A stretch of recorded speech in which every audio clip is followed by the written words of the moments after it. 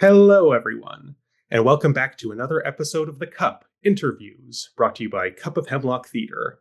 I will be your host for this episode, Ryan Borochovitz, and I am delighted today to be joined by Toshi Aoyagi, who is going to be telling us all about Cinema Kabuki, a program of 3 Kabuki films that are being presented by the Japan Foundation here in Toronto. So, hello, Toshi. So happy to have you on the show. Thank you for joining us today. Hello. Yes. So I should talk about the cup. Yes. First, Oh, you're way ahead of me. Program. Yes. What is in your cup? You are clearly a prepared Actually, guest. I'd like to kind of combine this story together with my own introduction. Okay, perfect. You're so ahead.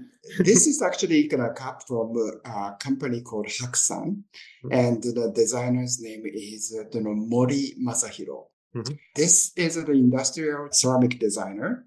And he designed a series of these cups. Oh wow! You have a lot of them. How many of them do you have? We have more than a dozen of this series. Wow. So anyway, these are industrial factory made, but these are all actually handmade. You see the lines inside here. Okay, yeah. See this the painter's brush actually reached that deep. Wow. And, this one goes even deeper than that. Mm-hmm. It's just amazing. Wow. So anyway, even the bottom of the cup is painted, etc. This has very functional handle here. And, yeah, I see. It's very easy to hold. Mm-hmm. And also this curve here is magic. I can drink coffee lying on the bed, even. Wow. And it doesn't spill. Wow. Anyway, this is from the exhibition I curated here at the Japan Foundation years ago. And we actually served the coffee and tea on the site.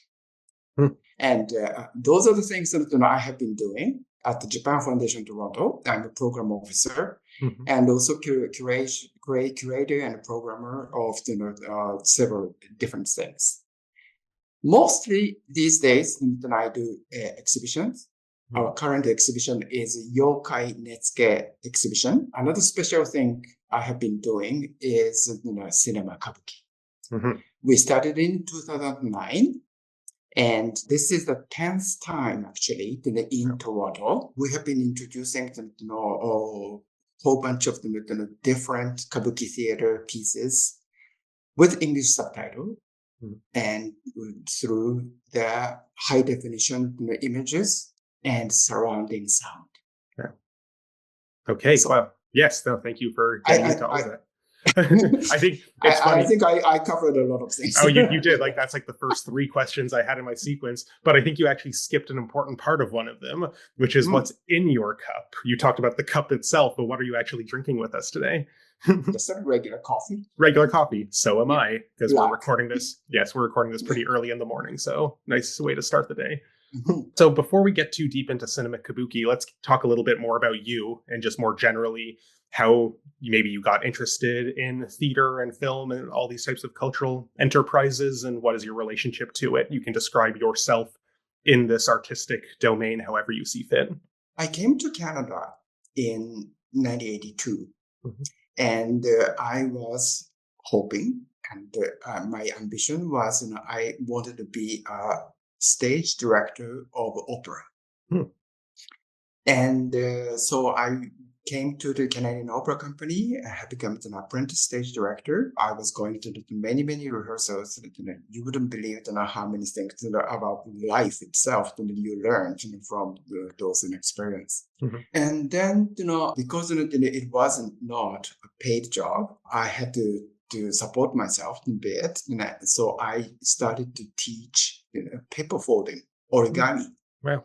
And that was the kind of side job I was doing. Then, that led me into the cultural exchange business because, there were some kind of needs of, introducing American or Canadian origami designers to Japan. and vice versa, Japanese young ones to North America. And I just got into it. And those days, I was using fax to communicate each other. Right. So we are talking about before computer. Yeah. Oh my goodness. And then I got into cultural exchange, or introduction of culture, or introduction of artists, each other, or to the public, and those things. Opera itself has that kind of aspect. It has the quite essence of each nation of the globe, and it expresses in the most expressive way, and people all over the world accept it. And I really like that an aspect of opera. I realized, and origami has the same power. Actually, to jump to the conclusion, I think Kabuki has the same kind of power, and international power of the communication. And so that's why I'm doing all these things. I was living in over the top of the Japanese paper place. That's the kind of habit I was working through to do origami job, and somebody lit the fire. Oh, on goodness. the building. Didn't think that's where that was going. In a building full of paper. That was 93. And around actually this season, towards the end of January, every year I get very, very upset.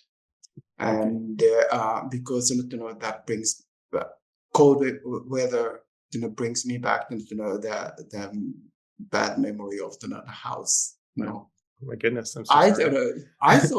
I thought it was like a fire drill. So without leaving everything, then I just jump out onto the house. And I'm just standing in front of the house on the street, and then I see this big fire horizontally sticking out, orange fire. Oh my God. Straight out from the window. And I thought, oh my goodness, that I just collapsed onto the ground on the street coffee the truck. And then the man beside me said, so it's all history, it's all over, and it was it, I thought. Oh. So that was the 10th year of my Canadian life. And that changed everything. Then I got into and somebody from actually the Japan Foundation phoned me and suggested to come to work with them. Wow. And that was because I was dealing with computer by that time, and I was publishing an origami book of young designers, origami design. So this director of that time of the Japan Foundation Toronto wanted me to do some kind of survey using FileMaker.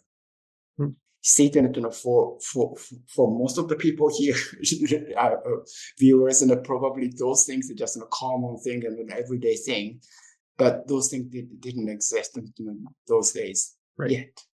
And it's only the early 90s we're talking about. And so anyway, I got into that, and I did the across Canada survey, of Japanese language education. That made me into the cultural exchange business. Oh, wow! What an amazing story! Yeah. Yeah. Well, see all those things, but kind of relating each other, and then coming towards this Cinema Kabuki thing, and you will see. Yeah, no, but it's just so fascinating how all of these things are connected, but you never know where the story is going to lead. As you're telling it now, it's all history, as the person next to you in the fire says, but there's a clear trajectory, even if it was so unexpected at the time, of how one thing would lead to the next. So you're very resilient. The fire obviously was a big episode that you probably. I must say that I've got lots of fabulous supports. Okay, that's good. I'm so glad to hear that. Yeah, that's essential. Okay, so now through your work with the Japan Foundation, the program that you've already alluded to, but let's get into more details, is a series of screenings titled Cinema Kabuki. So tell us a little bit about this event. Yeah. This is a high definition images to be projected in the theater, in the cinema. Mhm. And the content is the Japanese traditional theater, Kabuki. Mhm. And I also have to mention this, we are using surrounding sound. Mhm. And that's a kind of important part of this project. Our aim is just putting people into the experience in which the people are really being in the Japanese Kabuki theater in Tokyo. Mm. So that's what you can get. And actually, for that, we are using the high definition images. And it started in, I believe, 2008. Mm. And, we caught it up shortly after its birth. This one actually happened because of, are you familiar with the Metropolitan Opera broadcast in cinemas? Yeah. See, that thing. Mm-hmm. Currently, Japanese traditional Kabuki theater, unlike operas, it's not run by public institutions. Mm. There are the national theater, but Kabuki people, actors, and backstage people and everybody, they are actually hired by this private company, Shochiku. And Shochiku is still the host of Metropolitan Broadcast in Japan. Right. So they are dealing with the same thing. Later on, maybe we can talk about some relationship between opera and Kabuki. Yeah, please. Actually, if you see, especially in Japan, if you see the opera goers, and they are usually Kabuki goers too.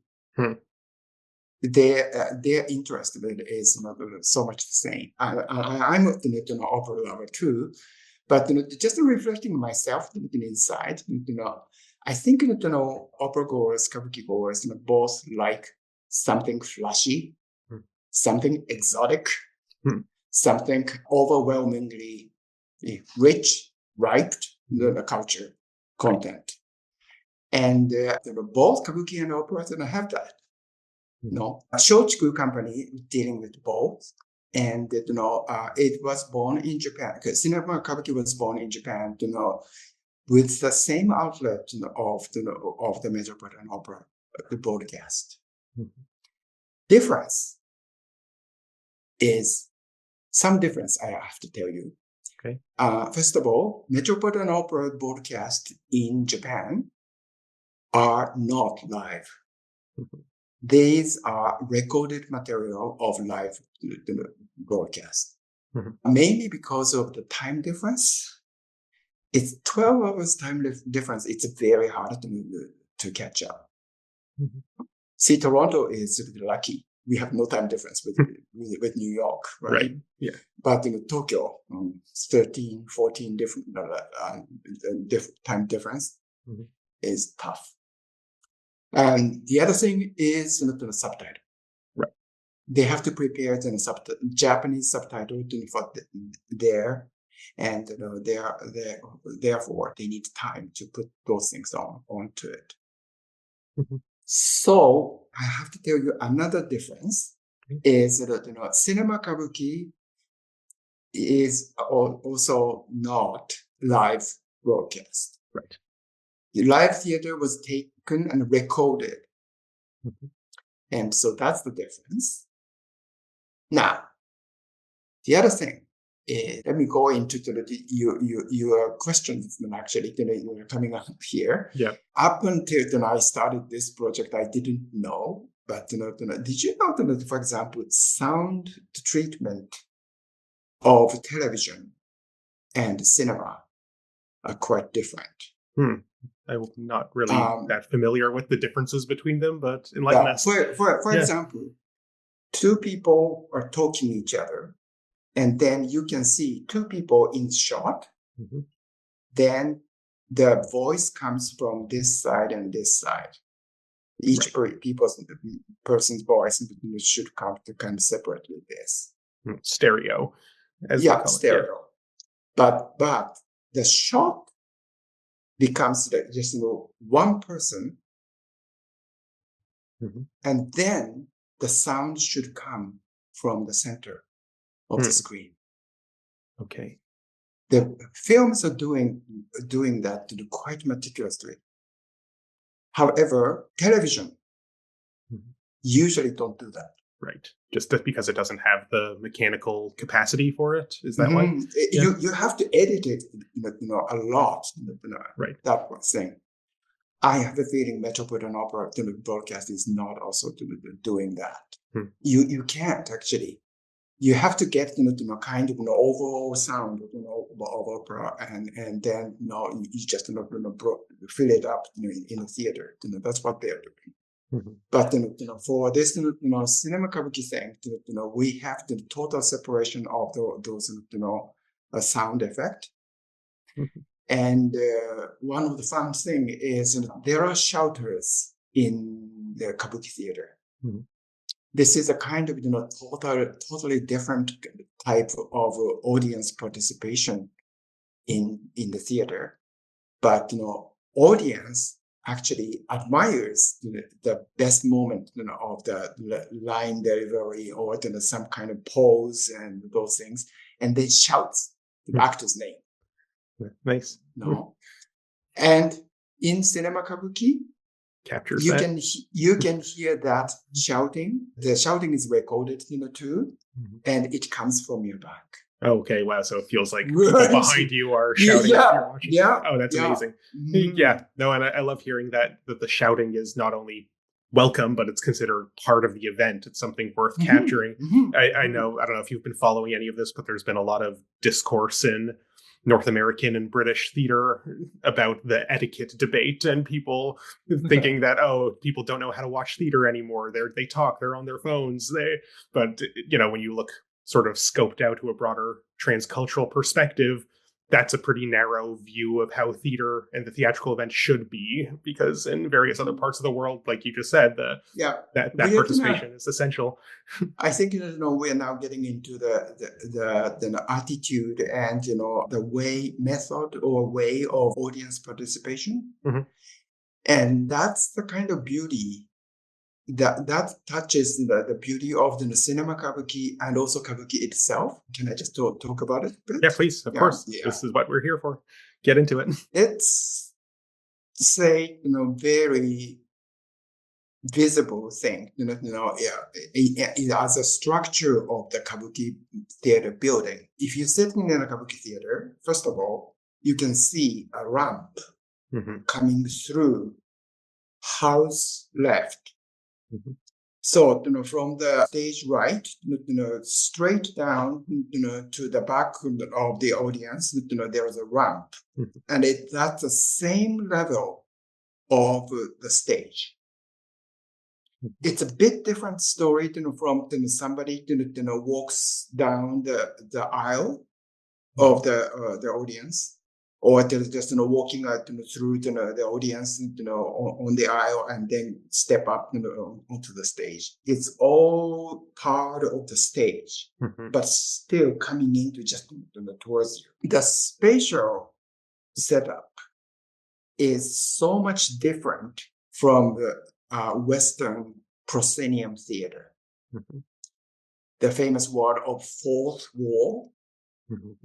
That separation is totally different. The shouting and etiquettes you were talking about, all those things are kind of opposite of those elements of the audience inclusion of the Kabuki theater. People are actually being there, let's say, to be entertained more. And in that sense, you can say Kabuki theater is not a 19th century or 20th century sense of artistic theater. Right. They are not actually creating the art piece or theater piece to deliver the message and those things, but it should be fun and exciting. Right. And excitement is one of the keywords. I see, being asked all those fabulous questions from you. Mm-hmm. And I have been thinking about what's really special about Kabuki theater. Mm-hmm. And it boils down to me, it has a lot to do with senses. Mm-hmm. Well, something like, let's say, Brechtian theater or something. You have to think and you have to learn something, right? Yeah. Or Aesop's fables or something. You have to. There's a message. There should be a message. But that's 19th century idea of art, and but this theater thing is actually more directly appealed to the senses, and to do that, to enable to do that, let me go back to that ramp thing. Sure. It was interesting thing that Kabuki theater was born almost at the same time with the Shakespearean theater. I'll talk about those use of male actors for the female roles later. Yep. But first of all, this theater perspective is in Kabuki theater, ramp is sticking out in the audience, but also if you see the Shakespearean theater, see that our central part is sticking out. Yeah, the thrust stage. Yeah. Yeah, thrust stage. My favorite is actually in Stratford. Is that festival theater has two of the ramp going down. Right. Yeah. No, I had a wonderful experience. It was, I think, Macbeth probably. And people, those fight scenes, battle scene. Yeah. Usually it becomes stupid. It's very choreographed. Sword fight happening. Although the Stratford has fabulous sword masters there, sword fight masters, but not real thing. However, when it comes to using those ramp, people just shouting and then coming down from the stage and then going straight down to the ramp or coming up from the ramp. That is just so fantastic. But that's what happens in the Kabuki theater. Right. In old days or some special occasions, they even have two ramps. Right and left, stage right and stage left, both going through. I saw recently a play which has actually both ramps, and they were used as both sides of riverbank. And this is a kind of setup, like in Romeo and Juliet. Two families that are fighting in each other, years, and then the central lady of the house on this side, and then central man of this side of the house, and just standing each other, and then they just talk. Audience. And then you can see upstage, the river just coming towards you. So that means audience are just dipping themselves into the water and then just watching the both sides, of the river, there. And they actors also do the delivery of the things, like really shows the distance, as if they're talking to the far away, and then creates the whole environment kind of believably, like the riverside. That's the kind of of spacious atmosphere creation in Kabuki theater, and see that how different it is from the fourth wall idea of the thing. Yeah, well, like you mentioned Brecht a little while ago, and kind of like, like it's myself. Here, do I have?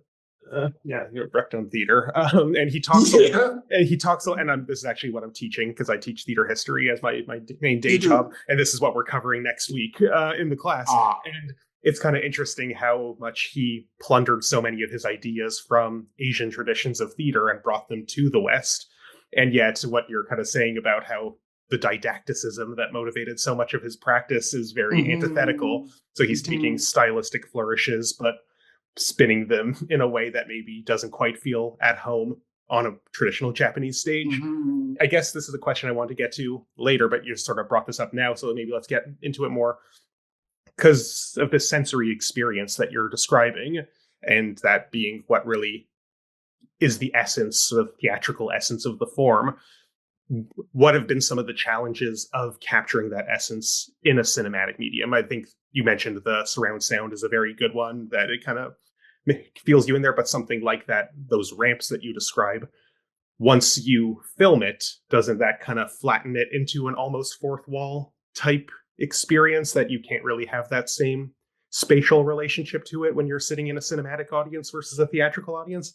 Care to comment a bit on some of these strategies and how the process of filming these kabuki plays has tried to overcome them?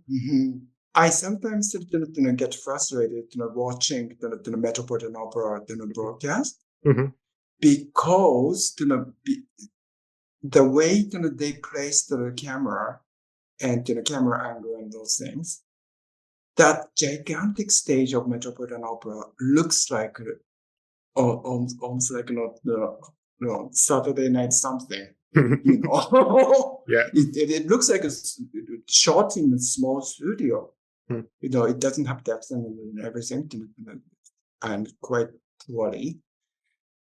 However, in the case of Cinema Kabuki, thing of ability of this close-up thing helps a lot to bring the audience to closer to the detailed work that the actors actually doing on stage, and that actually fills up a lot of gap in a way that it's actually those audience engagement is more kind of supported by the cinema kabuki rather than live experience, and and I have to repeat it's different from television. Yes, of course. Than a broadcast.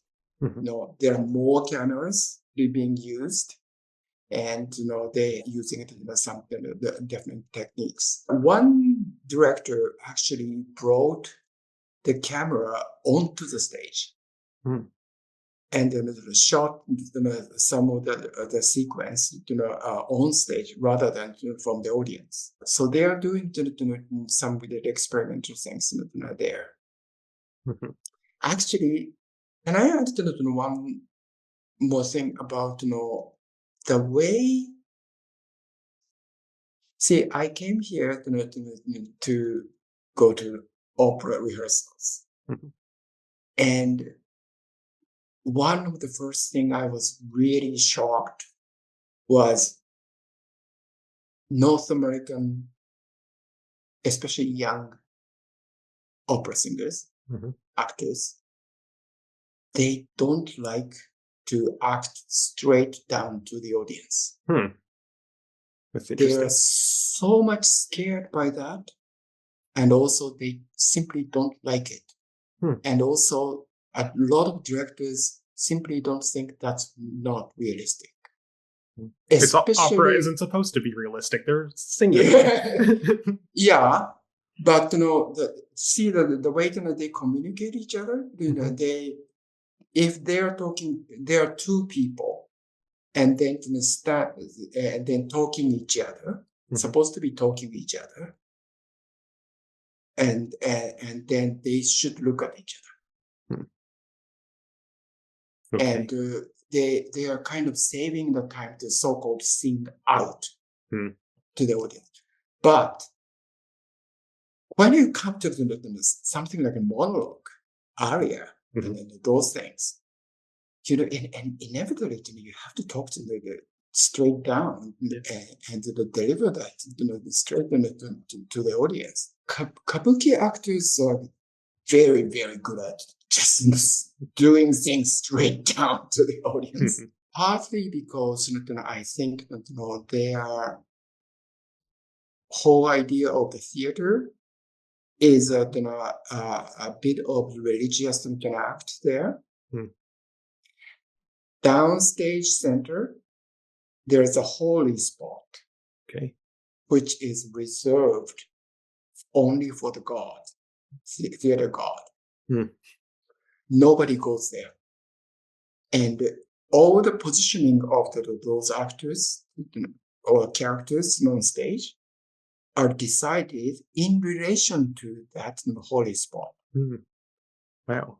Isn't that interesting? That's so interesting, And because that's the downstage center thing, actors are not straight down to the audience, but instead they are acting towards that holy spot. So like the theater god is part of the audience or part of the performance? How do they... Whole thing. The whole event. There's no distinction. Yeah. Okay. Wow. No, that's so fascinating. I hope you don't mind. I'm jumping all over the order of questions that I sent you in advance, but the things that you're bringing I'm up... jumping too. No, it's okay. So I kind of want to stay in this sort of zone because I think what you're getting at here is something I definitely wanted to ask, that with a series like Cinema Kabuki, that could be a lot of Canadian audiences' first encounter with this traditional Japanese form of theater and performance. Are you concerned at all that Canadian audiences might find the style alienating? And if so, how do you hope to bridge some of that cultural divide? Let me tell you the story of the very beginning of my Kabuki, Cinema Kabuki presentations. I was concerned, enlightening means. But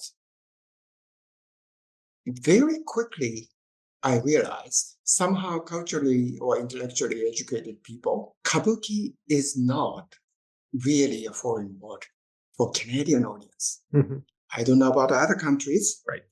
But at least in Kabuki, in Canada, I wouldn't say everybody knows it. But the thing is, I was very surprised. Nobody mixed up the word Kabuki with, let's say, sushi. No. People know what is the food, what is theater. Right. Okay. And also, people knew always Kabuki is a Japanese thing. That was quite surprising for me. And I really had to think, how to sell this product to this kind of, I must say, educated audience. The worst thing, for the marketing, for this kind of thing, is talk down to the people. Right. Yeah, of course. Right. The Kabuki is so wonderful and special, and we are kind of giving it to you. That kind of attitude is just people don't like it. No, we don't want to be patronizing, and I have to kind of tickle people's superior complex there. Right. Yeah. Rather than inferiority complex. Yeah. See, I know Kabuki, I know that's Japanese. Now, I think... And then you just tickle there, and then people buy tickets. But I think what you're touching on is interesting here, because I believe we live in a post-globalized world, and there's Canada, especially in Toronto, it's a very multicultural society. So I think there's a lot of exposure to the idea of Kabuki as this, that's Japanese, it's a form of theater, it's very movement-based, I've seen masks maybe, but I feel like a lot of people have that idea without necessarily having the exposure to it. So that's it. So it's probably easy to, as long as you don't do it condescendingly, as you've learned not to do, I think. Funny, you picked up mask. Yes. Yeah. And Kabuki theater doesn't use mask. Oh, well, there you go. See, and I think that's exactly the point. That's no theater. That's no theater. Yes, apologies for mixing them up. But I think that's exactly the point, that people have an idea in their head of what Kabuki is. And then when they see these films, it might challenge some ideas, or it might not be what they're expecting. So how do you engage with that expectation versus the reality of it? That superiority complex is one side of the thing, but the other side of the thing is a fear. I may not get anything there, that kind of thing. That's true. For that, I think this kind of interview really helps. Okay. And I keep saying in different places, this matter of Kabuki theater being appealing to senses, not the intellect. Right. No, you don't have to learn. When I see things like an opera workshop and those things, and the people try to give words. This is called aria. This is called recitativo, and this is called libretto. I mean, what's the point to learn those words? It's okay to learn the concept of it, but the thing is, it doesn't particularly help the appreciation of the art form by learning the part's name. Yeah, this is screw. This is nuts. No, it doesn't help.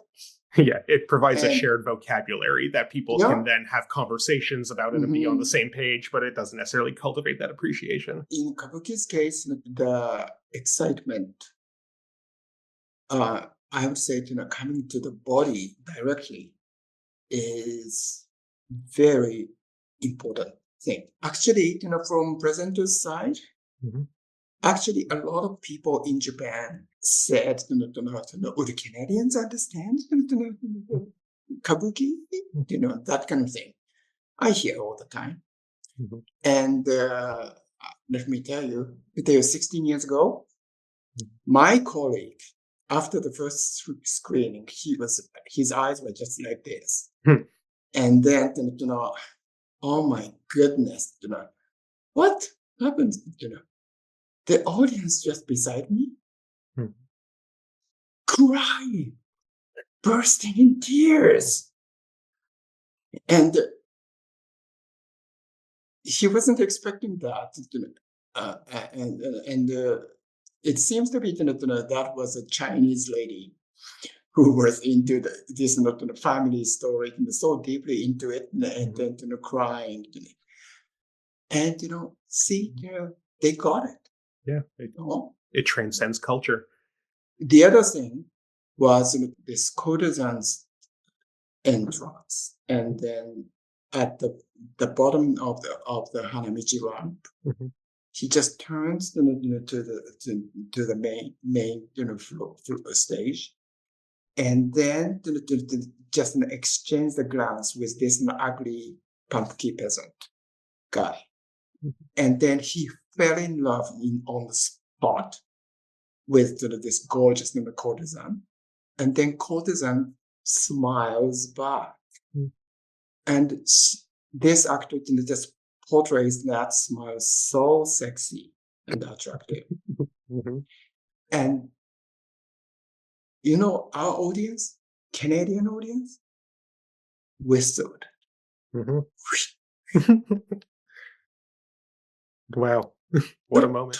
Don't you think that it's just fabulous direct appreciation and grabbing the essence of the drama there?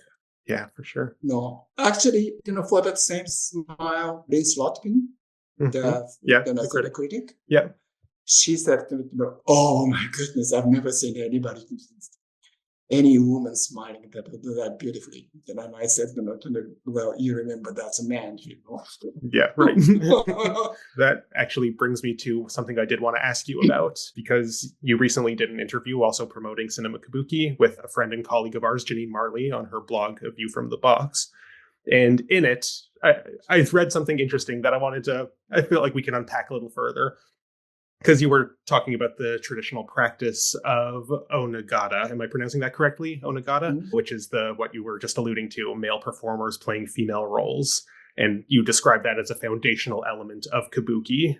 And in that interview, you described the practice as something which, quote, makes the whole art form a fireball of gender issues, end quote.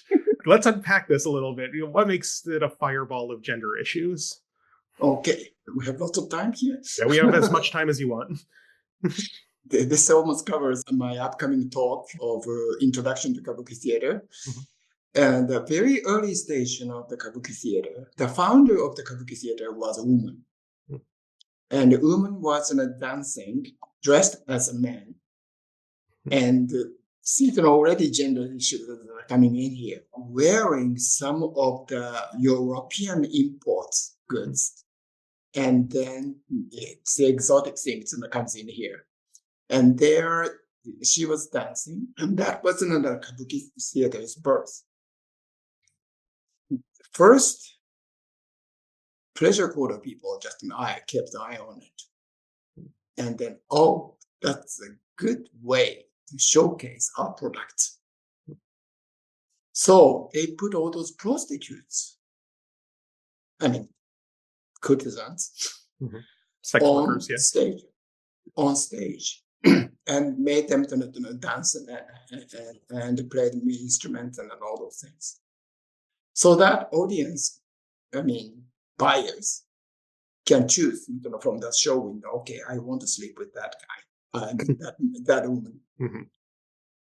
Then government brought up these ethic issues in public, so that they prohibited the women go on stage.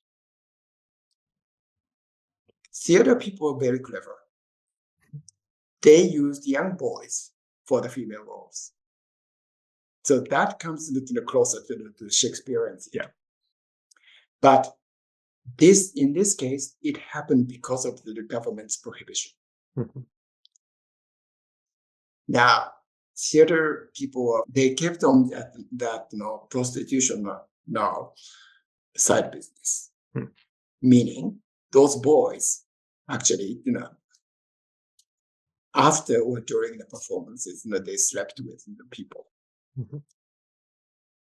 Well, that's not good, government said. So they said only the grown-up men. Okay. We're shifting the goalposts of what is acceptable here. Actually, those days, this middle part of the hair needs to be shaven when it comes to the age.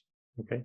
And those boys had all those front hair, and they are not allowed to go to the stage. And only the man who middle part shaven, they are all considered old enough to go on the stage, which is supposed to be out of the prostitution business. Sure. Now, theater people started to develop this whole bunch of technique and method to make this grown-up man making into even 18 years old or 15 years old. Also, see, it was at the beginning, it was just women's voice and music and dance, basically just body, just their beauty. Those are the kind of physical attraction of that theater. And then storytelling element comes in. The basic Kabuki theater was very simple. It was still talking about the pleasure quarter, but courtesan was there, and then some lovers there, and then some kind of pimp go between comic character. The three people just appear on stage, and that was it. Then has become far more complicated story being developed. First, the theater was outdoor on the riverbank. It's always riverbank, in the riverbank in Kyoto, outdoor theater, but it has become the indoor theater because they wanted to use scenery and lighting and all those things. Still, this is candlelight things we are talking about. But they came to all those intricate theatricality, and then very strong writers appear, and theater technicians develop costume, all those things. Let me tell you, especially for this Onnagata thing, the Canadian Opera Company recently had a Madame Butterfly there. Right? Yes, I just saw it. Yeah. Did you? Yes, I did. Yeah. I was thinking it's quite impossible for those opera singers to perform in the way Onnagata would do. Because the way Onnagata makes themselves to their body feminine is you can try it there. You have a shoulder blades, right, in the back. Yeah. From the back, in the back, you put shoulder blades closer to each other. Okay. Almost like pulling the shoulder towards the back. And I can even see that there. Yeah. Your shoulder goes down. Yeah, I'm trying to replicate it. Yeah. See, goes this and then goes this. And then this line becomes and that's what they are doing the whole time of when they are on stage. And it's absolutely painful, isn't it? Yeah, I can imagine it would be. Especially if you keep it all the time. And then singing opera while you do it. and see, that's why for opera, opera singers can't do that. To produce those bel canto vocal voice, you can't put the shoulder blades together. No. I was a backstage interpreter once for a Kabuki tour across the North America, the Kabuki tour, and it was in 1989. And in the backstage, this Onnagata just approaching from his dressing room to the stage. My God, they look like a pro wrestler or something. They're men, and they are wrapping themselves with the obi and the kimonos and a lot, and then just walks like a usual man, and it looks so huge.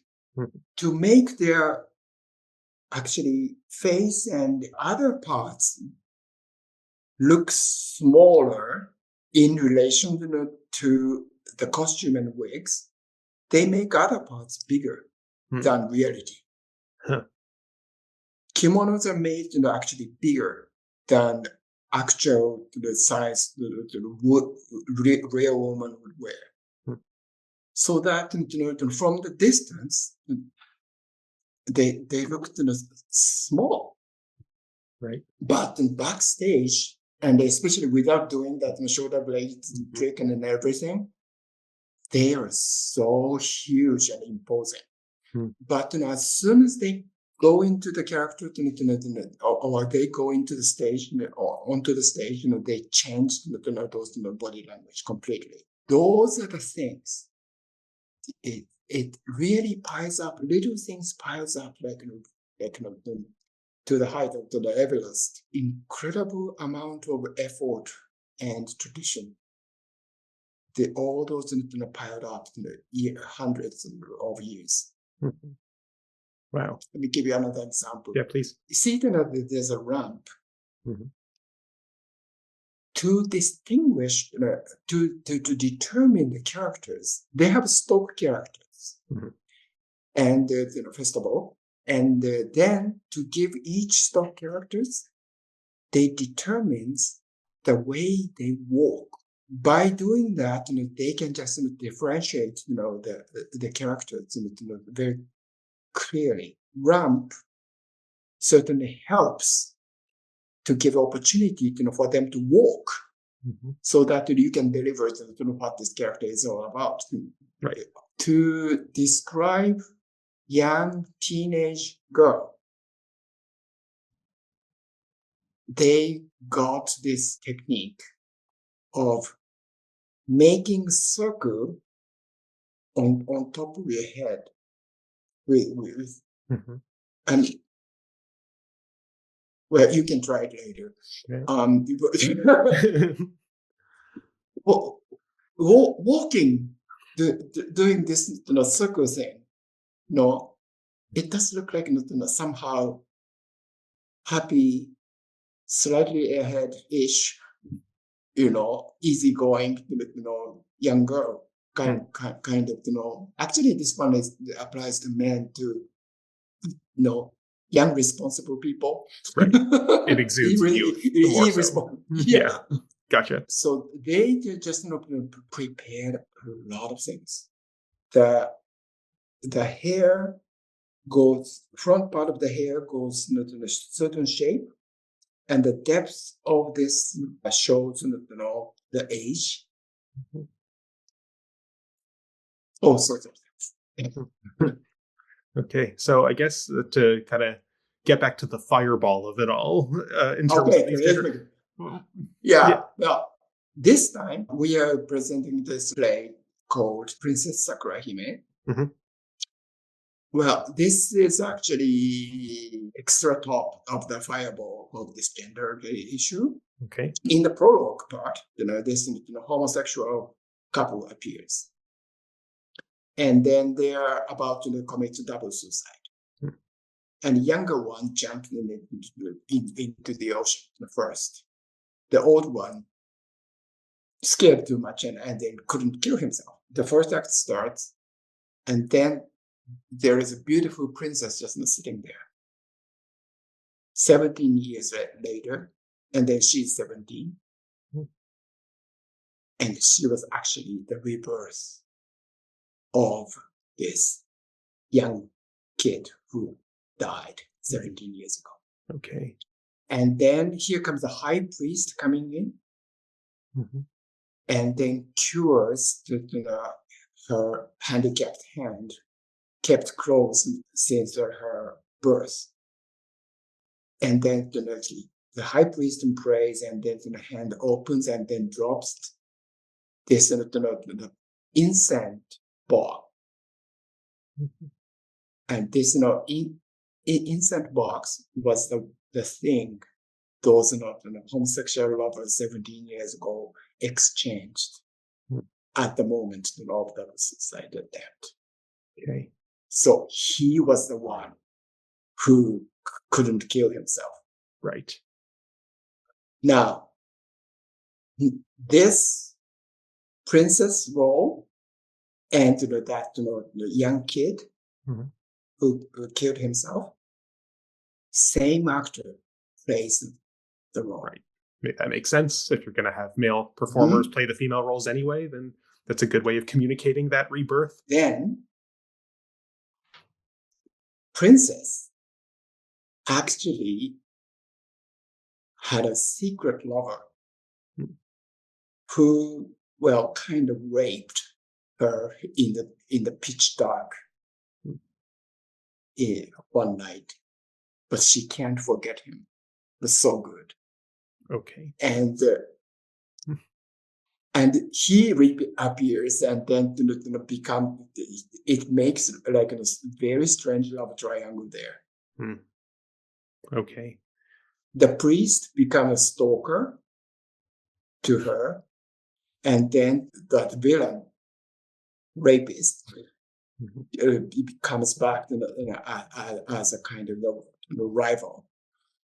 And three of them just goes into falling down and down and down. That's a story. My university professor compared that story to Streetcar Named Desire. Yeah, kind of. Now that you mentioned that.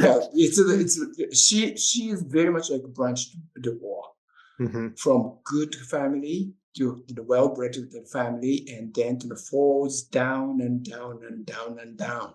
Right. And sex mm-hmm. all over the place. Now, that villain and that priest, again, performed by same actor. Right. Huh. To sort of create a linkage mm-hmm. between the two in the audience's mind. Yeah. And the sex itself is also kind of present there. Mm-hmm. In this play. This is one of the things that Kabuki theater was abandoned in some of the modernization period people. In a Meiji period, when Japan opened up the country and they tried to modernize the whole society, especially in the part of the culture and education. And then they thought the Kabuki theater is not good. And they had this theater reformation movement. They created a lot more than so much looking like a high culture look thing instead of this kind of very, very sexy play. Right. And actually, these sexy play, Kabuki plays all came back, relatively recently. See, in the story itself, there are lots of gender and gender switch happens there. This actually reminds me of things like Marriage of Figaro, Cherubino being played by the woman. Yep. And even more is Rosenkavalier by Wilhelm Strauss. Hugo von Hofmannsthal wrote this story of young aristocrat whose lover is a mature lady, and this young man, performed by mezzo-soprano woman, and then in the story he disguises as a chambermaid, the girl, and then and switch the man and woman constantly in 3 acts. American mezzo-soprano von Stade, Frederica von Stade, once said in the interview all she could remember as she performed that role for the first time in her life was costume changes. It's so busy, yeah. Yeah. So anyway, those gender changes is in some theaters, and it's a kind of special things, and it's a very interesting charm. And the Kabuki theater whole thing happens very often.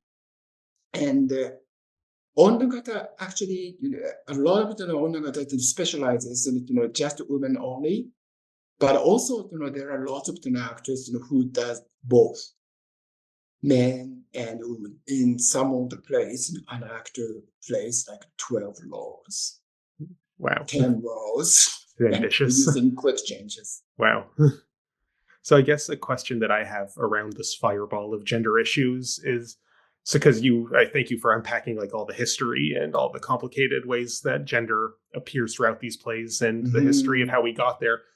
But knowing now that it began from government prohibition of female performers, I assume now that we are in much more progressive times and there's a lot more gender parity in various spheres of public and private life. Is it still considered forbidden if a female performer wanted to act in a kabuki play? I get that there is this traditional component to this history of male performers, but how does it relate to, I guess, gender equality in terms of the performing arts, both in Japan and abroad? If you'd care to comment on that. The Japanese theater world was totally dominated by women.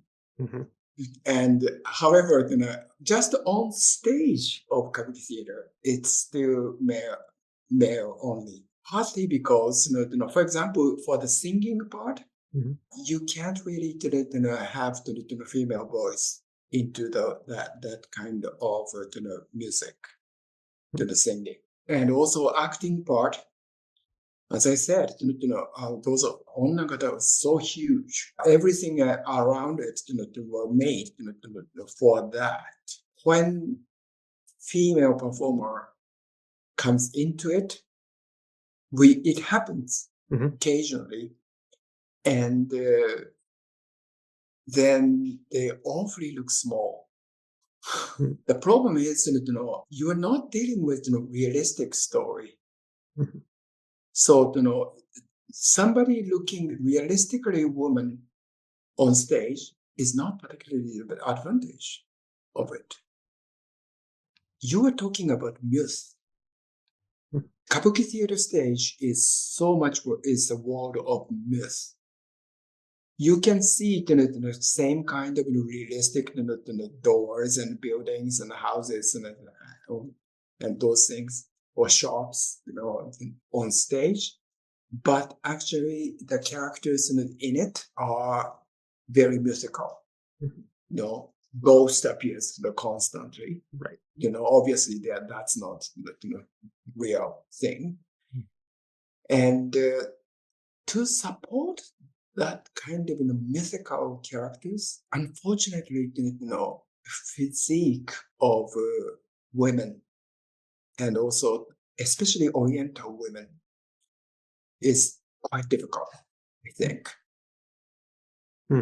Have there ever been women, like you mentioned that some women have occasionally, is there any kind of, like, I guess, I don't know if movement is the right word, but a push from female performers wanting to break into this genre and become recognized as more equal participants within it, even if you say that there may be things about the myth and the bodies and all these good reasons why they've been left out, but in perhaps a modernization effort, have these things been changed? I think about like Shakespeare performance, which you compared it to. Historically, yes, it was always played by male performers, but we don't do it that way anymore. And I think a lot of people feel like it is better for that redistribution of roles in that way. If you care to comment. Certainly experiments have been done. And also some of the movements did happen, but basically I think it didn't work. Okay. Yeah. Okay, that's interesting. And I guess this touches on something that you were addressing earlier about efforts to modernize, because Kabuki, as you pointed out, is such an old traditional form. It's contemporary with Shakespeare, as you said. And this is another question I wanted to ask you about the status of Kabuki in today's theatrical landscape, both in Japan and globally. Is there, because I think when a lot of certainly Westerners picture Japanese theater in their heads, they think of something like Kabuki or no. And they're constantly, first of all, Kabuki theater is a commercial theater. Okay. And new pieces are created constantly. And actually based on a lot of comic books. Oh, really? And like manga, yeah? Yes. Yeah. Yes. Yeah. A lot of the manga pieces have become the Kabuki plays. Wow. See, that's the side of the Kabuki being like a chimera, just the multi-head monster. Right. It you can tell easily what it is. Yeah. That I'm always feeling a bit of ashamed saying okay, Kabuki is a Japanese tradition. Doesn't explain anything, right? Right. True. Yeah. It's very surface level. Yeah. Yeah, it is. But I can't say it has dance. It has different aspects of the things. Just too much of it. Some of the pieces looked more myth than other, and then some pieces looked more than the realistic life of certain time of the Edo period. All those sort of things. It's actually one of the reasons I try to put multi pieces of Kabuki theater in the Cinema Kabuki. I don't want to do it just one piece or just two. I think that's a very good segue into the curation of this particular series itself. So you've already described one of the three films that people can expect. What are the other two, and how did you decide which ones to include? I try to put the dance piece for sure in it, because all those dance training is the basis of the Kabuki theater, including that shoulder blades thing. They can bring all those physical sensation onto stage because they are basically trained professional dancers. Every single one are dancers. Okay. So, and what are the other two films, or just maybe walk us through if someone were to go see Cinema Kabuki this year? This year's one, we had actually, one piece is the dance piece, in which one dancer portrays a young maiden and ferocious Shishi, the lion. Okay. And what you closely have to look at is actually the extreme body control in the first part, and then the change to this energetic lion who swings his hair in the air. The other two pieces, both of them are actually performed by this Kabuki's, I say, golden couple, Nizaemon and Tamasaburo. Okay. They are like real fireball over another fireball. So much fire. Over Kabuki theater. And when we talk about the chemistry of the actors on stage, this is an extreme case. When they're on stage, especially when they come to the ramp together, whole theater is just filled with this kind of almost like romantic aura. I would say even some kind of fragrance. Very, very sexy being together. Now, this doesn't mean that those two men are sleeping together or anything. Right. They could if they want to. I don't know. No. Okay. The thing is, they do respect each other incredibly. Tamasaburo was once describing Nizaemon this is the acting partner I have least amount of pre-discussion to go on stage. They just do it. They just know what other side would do with a very small amount of words, and you can just let them check out, and then you can just go what they want. And that's amazing. And actually, the Tamasaburo, the female role part, this actor works with Nizaemon's wife very well. And it's amazing.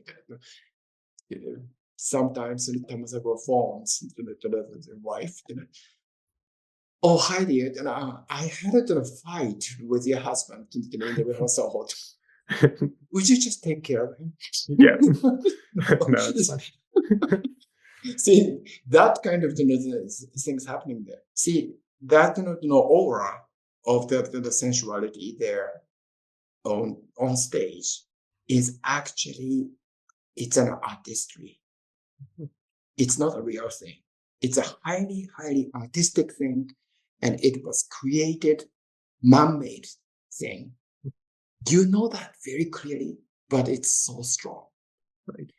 Especially when they put cheek this close each other, and then little smiles just comes up onto both of them lips. No, it's quite something. Wow. Okay. And that appears in the two films, but one is more like the kind of comedy side, and the other side, one is more sensuous. Love triangle. Right. Yeah, the one you were describing. Karma story. Yeah. So, they're quite contrasting there. That's good. Okay, so people should see the entire series if they want to get this scoped out view of the range of these performers. So where and when can people attend Cinema Kabuki this year? This year, it's all going to be February 23rd. Okay, one day only. One day only, and then one screening each of 3 pieces. Right. I have to tell you, the system of the Cinema Kabuki is we actually repeat some of them for the next time. We have been doing this for 16 years, and 10th time in Toronto. I'm pretty sure we can do the 11th and 12th and all those things. Well, I certainly hope so. This piece, especially this Princess Sakurahime, is actually, this is the first half of the long play. Oh, really? Yeah. And it's been my dream to present this piece. Because this writer, Namboku, is just simply outrageous. His storyline just leaps from here and flies away, and then lands on really totally unexpected ground. In theater, it really feels like you are taken on the those coasters. No, Yeah, like Wonderland. yeah, quite the ride. Yeah, it's quite a ride. I know the story. I know the synopsis, right? And yet, what? Do you take me to that direction? Then spin this way? Just totally swing around. Wow. He's a really genius. And, this whole play, I think that this is the absolute first time his work is presented in any form. And I'm quite pleased that the whole translation of the Cinema Kabuki is done now. Well, it took us a long time. I'm sure, I have no doubt. And then we are doing this, I'm really hoping, but I think I'm sure we can do it in the next year, the second half. It's a kind of real dream come true for me. Okay, well, that's amazing. So that's February 23rd. All 3 films are being presented at the TIFF Lightbox. So yep. We'll put a link to tickets in the description of this episode so people can go out and see it. I'm looking forward to seeing it. And in addition to the screenings, you have a series Kabuki talk series. So what will these talks entail, and how does it complement the artistic programming? This actually chat is so much like my talk. I am hesitant to call it lecture. That's why I'm calling it a talk. Yeah. I'm going to do it, the whole thing. I think I'm going to I'd like to separate screening an experience from this kind of lecture, educational experience. They need to be complementing each other. And I know that some of the audience wants to hear the explanations. And it's fine. And it's my pleasure to talk about Kabuki theater like this. In any amount or from any angle. But I just want to do it separately from the screening, and see free screening talk and that kind of thing. I really don't like that. So when they come to the cinema, then watch the cinema, and they enjoy it, and then talk to your fellow audience. Yeah, that's the point.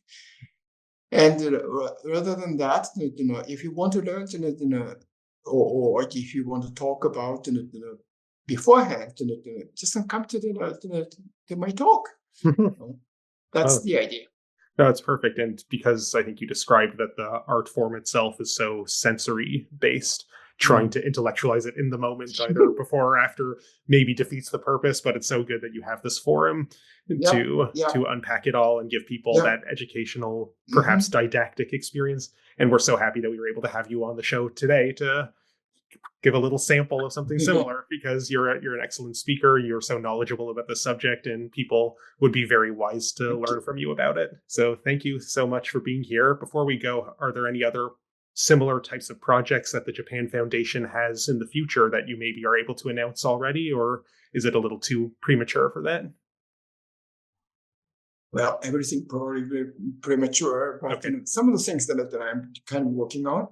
But yes, this is a continuation of the Cinema Kabuki, once a year, especially gearing towards the Canada-Japan diplomatic relationship celebration. It's going to be centenary, 100 years in 2028 and 29. It goes to 2 years because one country opened the office in the other country, and then next year the other thing happened. So 2 years of a celebration is coming up. Gearing towards that, I hope this Cinema Kabuki develops more. In fact, we are in a kind of the recovering stage. Okay. one Cinema Kabuki before was quite disastrous. Oh no. We couldn't sell the ticket much. That's one thing. And the other thing was we made some invitations, and we didn't simply send freebies to people, but we just asked to make sure that okay, you can come to this one. You want to come to this show, and then how many tickets? Okay, you get this. We meticulously did all those business, and yet more than 50% people couldn't come because of COVID. Oh no. Yeah. At that time. This is 2 years ago. Okay, yeah. So it was that weird middle period when things were reopening, but there's still a lot going around. So well, but this year, so far, the ticket sales is so good, and yeah. So if you want to get tickets, please just click on the Ticketmaster. Yeah, we'll have the link below. Yes. Okay, you've heard it here first, folks. And I hope this continues in the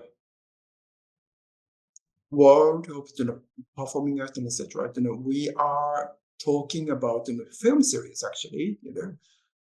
Considering Toru Takemitsu's music, film music around, and also we are talking about some of the, including Takemitsu, the contemporary pieces to be performed in the orchestra. Okay, wow! So many exciting things coming down the line.